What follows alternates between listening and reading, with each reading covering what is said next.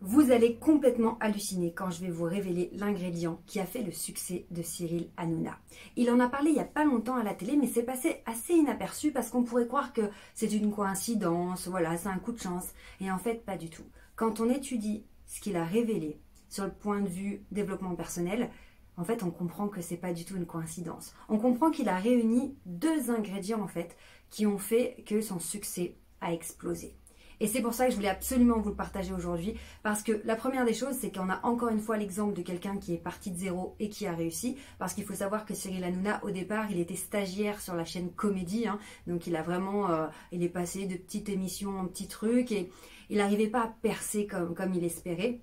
Et vraiment, je vais vous révéler ces deux ingrédients parce que vous allez pouvoir les appliquer à votre situation et vous allez voir à quel point ça va vous propulser. Alors, ce qu'il faut comprendre, c'est que Cyril Hanouna, il a avoué que pour cette émission Touche pas à mon poste, il avait failli tout arrêter. Il a failli arrêter la télé. C'est quand même incroyable quand on voit le succès qu'il a aujourd'hui, parce qu'il voyait qu'il n'arrivait pas à percer, ça ne fonctionnait pas, et il commençait comme ça à être désespéré, à se dire que finalement la télé, c'était peut-être pas pour lui. Malgré sa passion, c'était peut-être pas pour lui. Et ce qui s'est passé, c'est qu'on lui a donné une espèce de dernière chance de faire une émission en fait qui serait sur la télé où on analyse la télé. Et cette émission en fait on lui a donné un créneau qui est pas le meilleur des créneaux pour connaître le succès. Donc vraiment là on se rend compte à quel point ça partait d'une... Il y avait peu de choses réunies pour que ça fonctionne et pourtant ça a cartonné parce que cette émission en fait ça a été le début de Touche pas à mon poste, mais au départ elle était le jeudi soir en deuxième partie de soirée, donc à 22h40 et sur la chaîne France 4. Donc on lui a dit, ok, écoute Cyril, on te laisse faire ta propre émission, on te laisse cette chance. Par contre, c'est le jeudi soir à 22h40 sur France 4, la TNT. C'est à peu près il y a 10 ans. Et là, en fait, Cyril Hanouna, il s'est dit, franchement, c'est la fin. C'est la fin, avec ce petit créneau fin de soirée sur une chaîne que personne ne regarde. Vu que c'est la fin, c'est ma dernière émission, c'est le dernier projet que je fais pour la télé, je vais me faire un kiff. Je vais faire un truc que j'aime et voilà. Et c'est là en fait un des ingrédients énormes à la base de son succès, c'est que il pensait que c'était fini, il pensait qu'il allait arrêter la télé. Alors qu'est-ce qu'il a fait? Il a créé une émission avec son cœur, un truc qu'il aime, et il s'est laissé, il s'est autorisé à être spontané, être vrai. En fait, il y a du lâcher prise là-dedans, parce que quand on regardait cette émission au tout départ, c'était mon cas il y a 10 ans, je regardais ça sur France 4 le jeudi soir, c'est que c'était finalement une bande de potes qui analysaient les médias, qui analysaient la télé. Et ils étaient spontanés, ils étaient vrais. Pourquoi? Parce qu'en fait, Cyril Hanouna, il avait en tête que c'était sa dernière émission, qu'il allait arrêter la télé parce que ça fonctionnait pas, et il pensait qu'il allait droit dans le mur avec cette émission. Il pensait pas que ça allait marcher. Et parce qu'il avait ce lâcher-prise, il n'essayait pas de plaire à quelqu'un, il n'essayait pas de copier d'autres concepts, il a juste été lui-même en fait. Il s'est dit, foutu pour foutu, je vais être moi-même. Voilà, je vais être moi. Je vais arrêter d'attendre la validation de certains, de rentrer dans des cases, dans des codes. Je vais être moi-même, je vais être spontané, je vais être vrai. Et c'est comme ça qu'on a eu toutes ces blagues qu'on connaît. Voilà, Cyril qui fait des blagues et qui rigole lui-même à ses blagues. Les débats qui sont emballés à l'époque. Donc les chroniqueurs de l'époque, c'était finalement ils étaient entre potes et ça partait en vrille complet parce qu'ils n'avaient pas de filtre. Ils n'avaient pas de limite parce que finalement, ils étaient dans un état d'esprit où on se fait plaisir parce que de toute façon, ils n'avaient pas beaucoup d'espoir pour cette émission. Et en fait, c'est ça qui a fonctionné. Alors pourquoi je vous partage ça?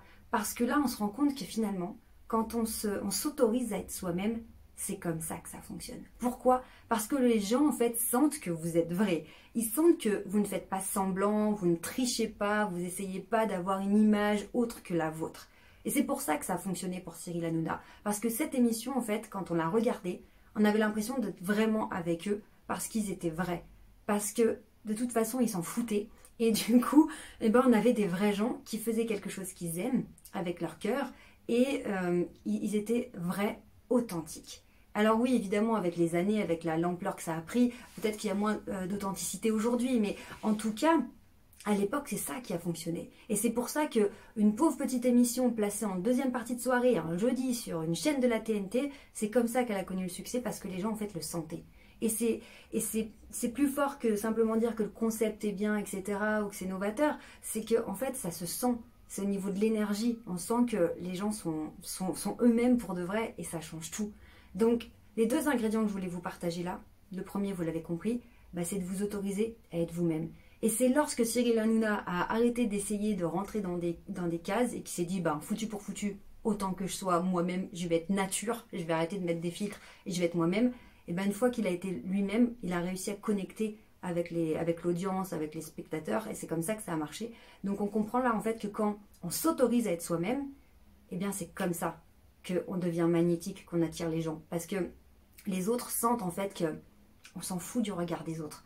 On n'est pas en train de se dire « Ah, j'espère que je vais plaire, j'espère que je vais marquer des points, j'espère que je ne vais pas être critiqué. » On est soi-même. Et c'est une vraie liberté en fait. On se libère des entraves, de la cage dans laquelle on est quand on a peur du regard des autres. On est soi-même, on est vrai quoi. Et les autres le sentent.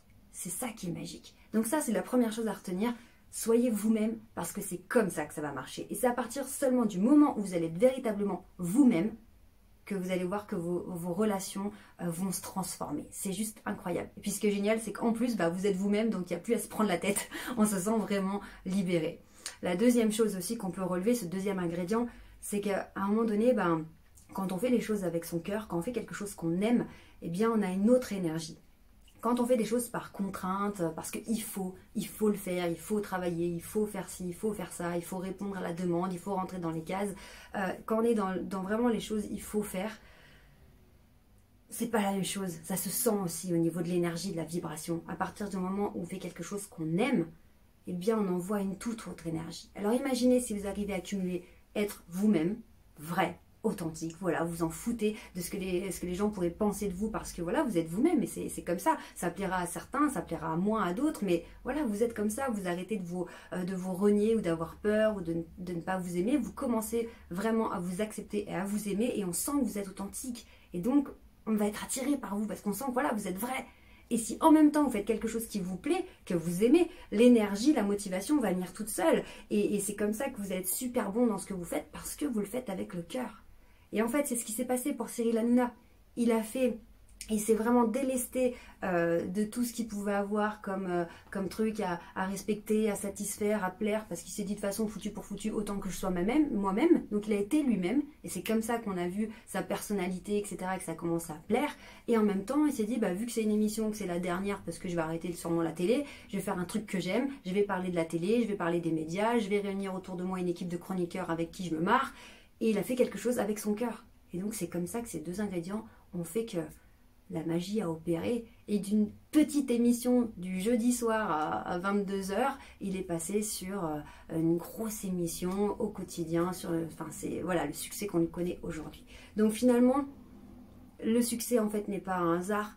C'est pas un coup de chance et ça sert à rien de se dire que j'attends jusqu'au jour où le succès va me tomber dessus. Non, il faut aller chercher le succès et appliquer certains ingrédients. Et on pourrait penser que finalement il suffit d'appliquer une recette avec des ingrédients, mais chacun des ingrédients est un véritable travail, ne serait-ce que d'être soi-même, s'autoriser à être soi-même, donc commencer à s'accepter tel que l'on est, c'est déjà un énorme travail.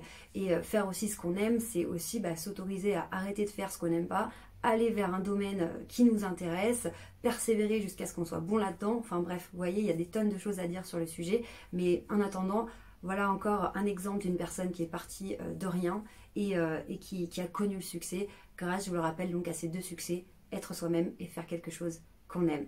J'espère vraiment que cette petite histoire aura pu vous inspirer et vous donner de la force pour faire ce que vous avez envie de faire dans votre vie parce que n'oubliez jamais que vous méritez de réussir. Prenez bien soin de vous les amis, je vous embrasse très très fort. Abonnez-vous à la chaîne si ces sujets vous intéressent et je vous dis à très vite. Ciao!